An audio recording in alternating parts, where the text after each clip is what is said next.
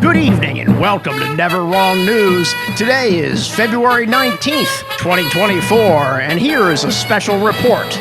Iran continues its war with the U.S. over the future of Iraq and Syria, as Iranian-backed groups repeatedly attack U.S. military bases, and the U.S. negotiates with Iraq over U.S. deployments in the region going forward. Iranian-backed groups have attacked U.S. forces more than 170 times since October, killing 3 U.S. soldiers in January. The Biden administration has retaliated 10 times over the same period, with Iran and some Iraqi factions attempting to force the U.S. to leave Iraq and Syria immediately. To understand why this is happening now, why the U.S. is even in Syria and Iraq in the first place, who is attacking U.S. forces, and why the U.S. and Iran have been on a collision course over the future of the region for years, it's helpful to give an overview of recent history, because the U.S. did leave Iraq more than a decade ago, in 2011 under President Obama. But less than 3 years later, Iraq all but collapsed when ISIS, which had grown strong in the chaos of the Syrian civil war,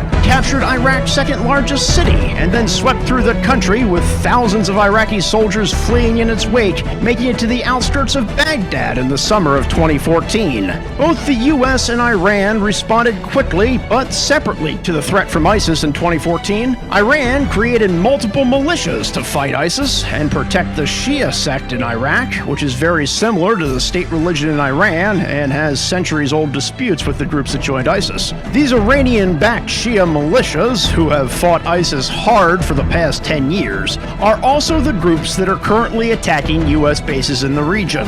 In Iraq, they're called the Popular Mobilization Forces, or the Popular Mobilization Units, or just the PMF in English, Hashd al-Sha'abi in my very poorly pronounced Arabic, and they played a critical role in several battles against ISIS in Iraq. Separately, and at the same time Iran organized militias to stop ISIS's advance, President Obama authorized a massive U.S. bombing campaign and organized a broad international coalition to train the Iraqi military to fight ISIS. This U.S.-backed coalition and the Iranian-backed PMF almost never fought together against ISIS. They fought near each other in what proved to be a very difficult fight, and both would have struggled to stop, let alone defeat ISIS by themselves. The U.S.-led and Iranian-led forces slowly but steadily recaptured territory from ISIS, with U.S. firepower playing a massive role in this fight, and by December 2017, ISIS was pushed out of Iraq.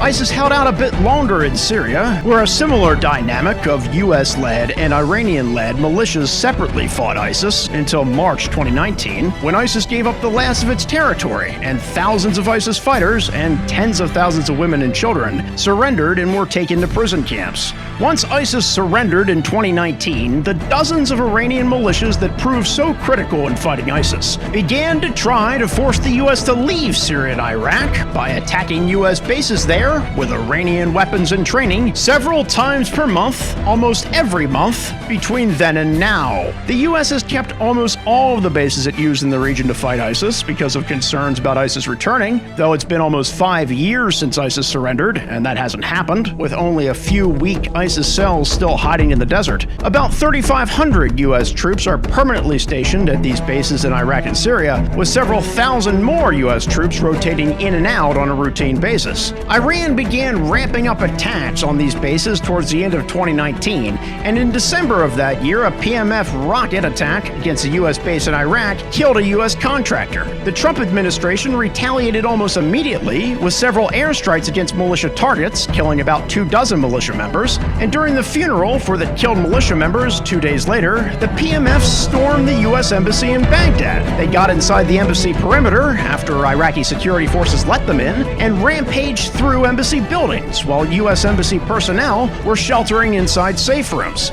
This event, the storming of the U.S. Embassy, is what led President Trump to make the fateful decision to kill Qasem Soleimani, the longtime charismatic leader of Iran's overseas military operations and the man who organized and led Iran's fight against ISIS. The U.S. waited until Soleimani was in a car with another Iranian operative, Abu Mahdi al-Muhandis, the overall head of the PMF, who, much like Soleimani, spent decades planning and executing attacks against Americans. The U.S. killed Soleimani, Muhandis, Landis and several aides on 4 January 2020 with multiple airstrikes on their 2-vehicle convoy in Baghdad. Soleimani's killing sent shockwaves throughout the Middle East. Iran responded by launching a large ballistic missile attack, firing about 15 of its biggest missiles at 2 U.S. bases in Iraq.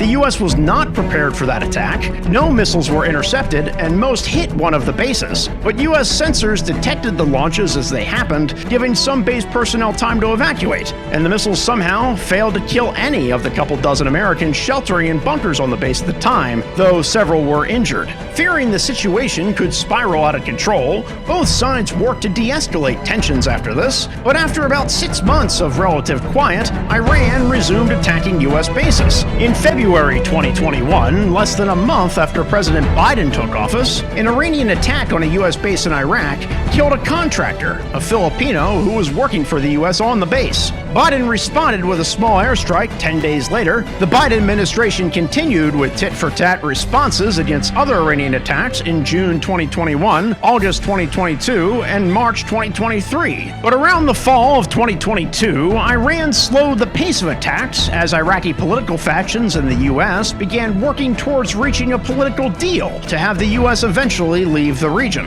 Iraqi political leaders are divided over how fast they want the U.S. to leave. Some want the U.S. to stay for the foreseeable future, to keep going after any remaining ISIS cells and continue training the Iraqi military, while others seem to agree with the militias and want the U.S. gone immediately. Official U.S.-Iraqi discussions on this topic began in August of 2023, and the start of formal negotiations to hammer out the details of a deal was expected to be announced in mid-October. But just days before that expected announcement, Hamas, which is also supported by Iran, invaded Israel with the most serious and devastating attack on that country in 50 years. The Israelis hit back hard, bombing Hamas-controlled Gaza, galvanizing the Arab world in support of the Palestinians. Apparently surprised by Hamas's attack, the Iranian militias initially did nothing. But with the U.S. seen as a key supporter of Israeli military actions in Gaza, the militias decided to restart their attacks against U.S. bases on October 17th. Since restarting their attacks, the militias have hit U.S. bases with drones, rockets, missiles, and mortars dozens of times per month, with one lucky or unfortunate shot